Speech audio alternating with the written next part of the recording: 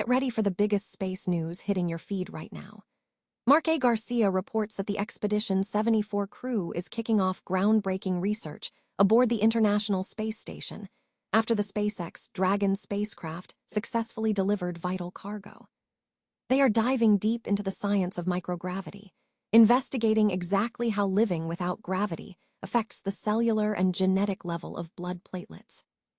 This is a massive step forward in understanding human physiology in space, and we have the full details on what they are testing next.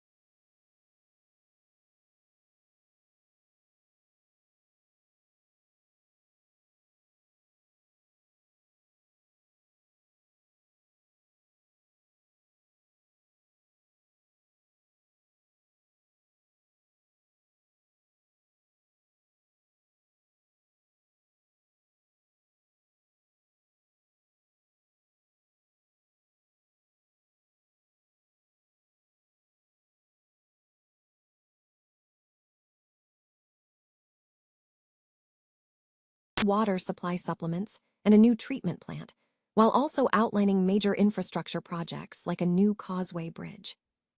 Find out what this means for local seafood growers and launch facilities. And finally, we wrap up with a major leadership shakeup at NASA. The U.S. Senate has confirmed Matt Anderson as the new deputy administrator, signaling a strong push to accelerate plans for returning astronauts to the moon by 2028 and establishing that lunar base. Anderson has made it clear that bringing humans to the moon before China is the absolute highest priority. Don't miss the final thoughts on this new leadership and what it means for the future of space exploration. Stay tuned right here. NASA's International Space Station is launching new scientific investigations following the successful delivery of a SpaceX Dragon cargo mission. On Sunday, May 17, the Dragon spacecraft delivered approximately 6,500 pounds of cargo, which the Expedition 74 crew began unloading on Monday, initiating a new phase of research and preparation for an upcoming spacewalk. The initial crew members aboard the Dragon included flight engineer Jack Hathaway, who was the first to open the hatch shortly after docking. He was followed by crewmates Chris Williams and Jessica Mayer, both from Channel YouTube, and Sophie Adenauer of the European Space Agency, ESA. These astronauts immediately began transferring time-critical research samples stored in the Dragon's portable science freezers to various research facilities on the orbital outpost. A key new investigation focuses on the cellular and genetic effects of microgravity on blood-making cells, or blood platelets. Jessica Mayer initiated this experiment inside the Kibo Laboratory Module's Life Science glove box, preparing samples for incubation and growth after Jack Hathaway thawed and spun them in the BioServe centrifuge. Sophie Adenauer assisted in the processing of these samples, allowing researchers to observe how weightlessness impacts a crew member's blood clotting and immune function. Meanwhile, Chris Williams activated sample-containing tubes shipped via Dragon for a range of student-designed experiments. These tubes contained biological materials such as plant seeds, bacteria, and mold, alongside material samples like iron and aluminum, aiming to expand knowledge of space phenomena and inspire future STEM careers. The crew's next major focus is a spacewalk scheduled for the end of the month. Roscosmos cosmonauts Sergei Kudzverchkov and Sergei Mikheyev have been busy preparing their tools and configuring their Orlan spacesuits inside the Poisk module's airlock. They also collected blood pressure measurements to help medical professionals understand the effects of weightlessness on blood vessels. On the maintenance front, Roscosmos flight engineer Andriy Fedyaev concentrated on system upkeep, including updating laptop hardware and software, and thoroughly inspecting and testing electronic systems on the Zarya module.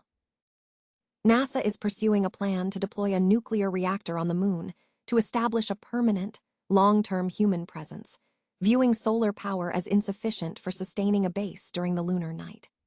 This ambition was highlighted by U.S. Secretary of Transportation Sean Duffy, who announced plans to build, fly, and deliver the reactor to the lunar surface by 2030 as part of strengthening national security in space.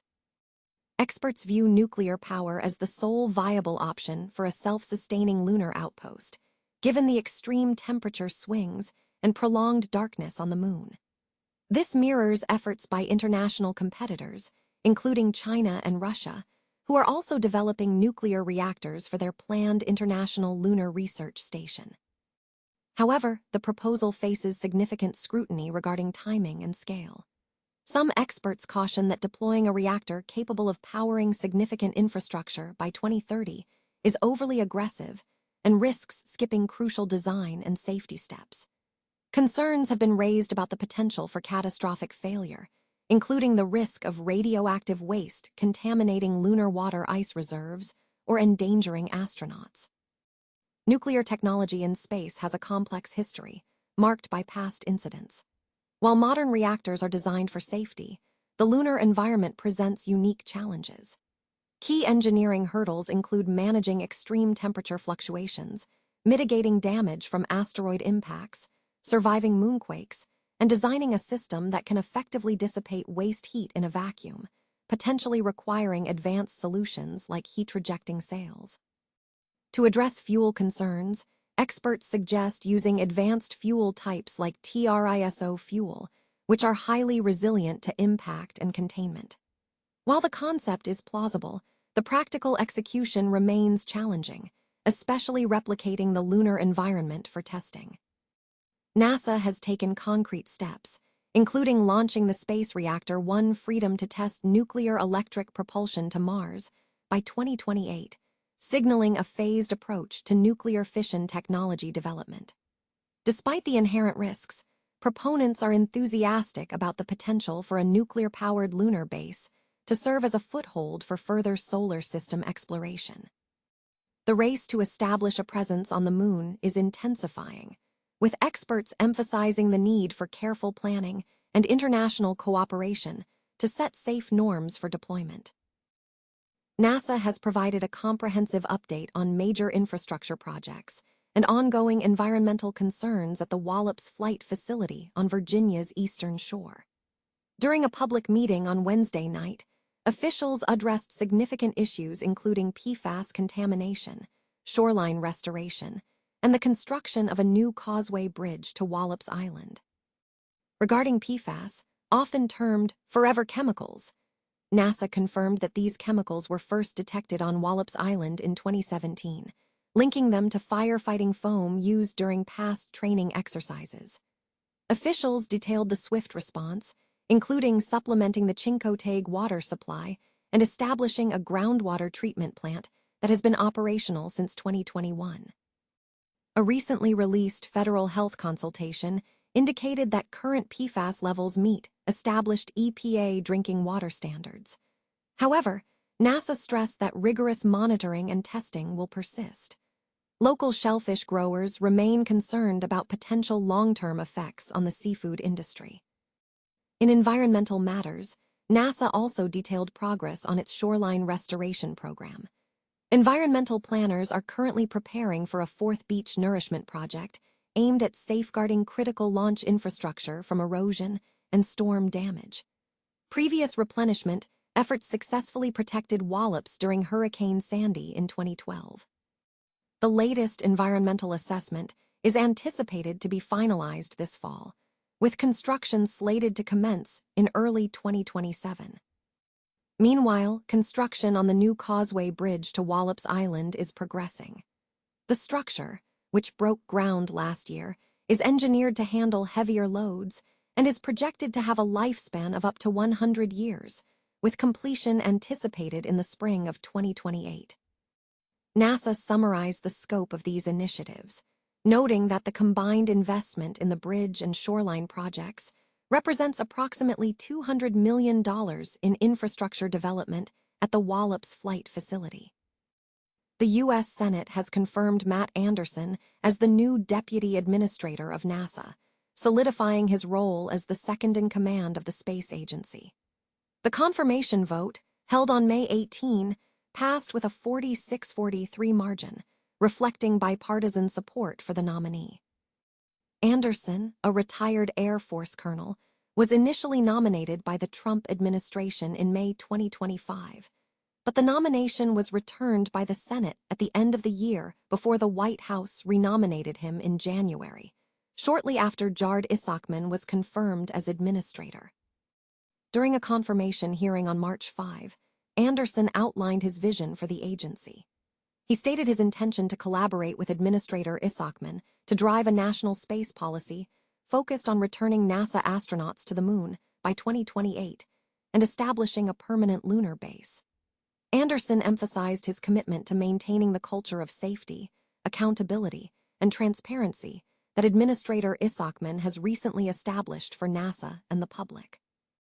He stressed that achieving a crewed lunar mission before China lands its first astronauts, there is the absolute highest priority for the agency. The nomination garnered bipartisan backing during the hearing, with the committee voting 23-5 to advance the nomination to the full Senate on March 12. Following the confirmation, NASA released a statement confirming that Anderson would help oversee NASA's operations and strategic initiatives as the agency strives to fulfill President Trump's national space policy and enhance America's leadership in space. With Anderson's confirmation, NASA has successfully filled 2 of its 4 positions requiring Senate approval. The White House currently has no active nominations pending for the remaining roles of Chief Financial Officer and Inspector General.